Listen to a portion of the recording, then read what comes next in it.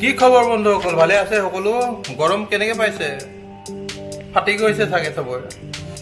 আজি ৰাতিপুৱাৰ পৰা যিটো গৰম দিছে, আজি বাহিৰলৈ যাবলৈ বুলি চিন্তা কৰিবই নোৱাৰি। ঘৰতে সোমাই আছোঁ, যাব লাগিছিলে। আজি ব্লগ কৰিব আছিলে, মোক কেইবাটাও কণ্টেণ্ট আছিলে আজি কৰিম বুলি ভাবিছিলোঁ, কিন্তু নাই, নহ'ব আৰু ইমান গৰমত নোৱাৰি ওলাই যাবলৈ। এতিয়া আজি বস্তু এটা খাওঁ, বহুত দিন খোৱা নাই। পইতা ভাত মোক খুব প্ৰিয়, পইতা ভাত মোৰ খুব প্ৰিয়, আৰু পইতা ভাত খালে গাটো ঠাণ্ডা লাগি থাকে। তো আজি ভাবিছোঁ, যিহেতু ইমান গৰম দিছে, ৰ'দ দিছে, পইতা ভাতকে খাই দিওঁ। ব'লক, মই কেনেকৈ পইতা ভাত খাওঁ আজি দেখাম। মই কিমান খাওঁ, কেনেকৈ খাওঁ আপোনালোকক মই দেখাম। কালি ৰাতিয়ে পানীত দি থোৱা আছে, আৰু এতিয়া পইতা ভাত খাম। ব'লক, আজি পইতা ভাত খোৱা ব্লগ বনাওঁ।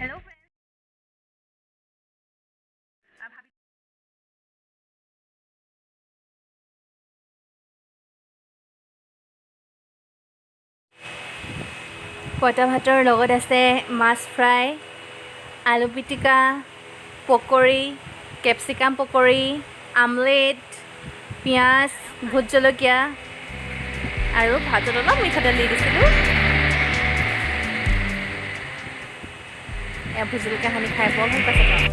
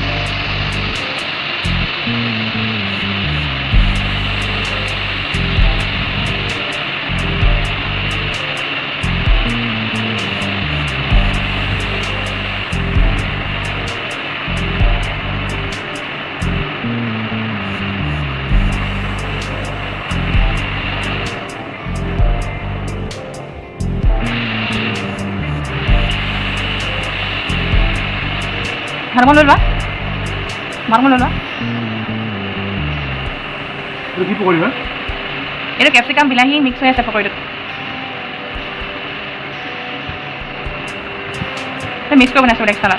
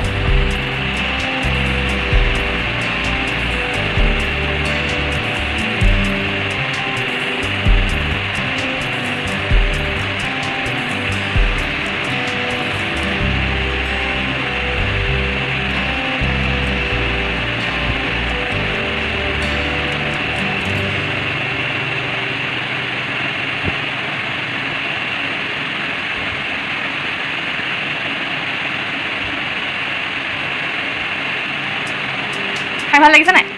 খাই ভাল লাগিছে নাই? হয়, ভাল লাগিছে, ধুনীয়া লাগিছে। এনেও মই পইতা ভাত খুব ভাল পাওঁ। নোৱাৰিছ পেট ভৰি গ'ল হ'ব নালাগে মই যিমান পাওঁ সিমান খা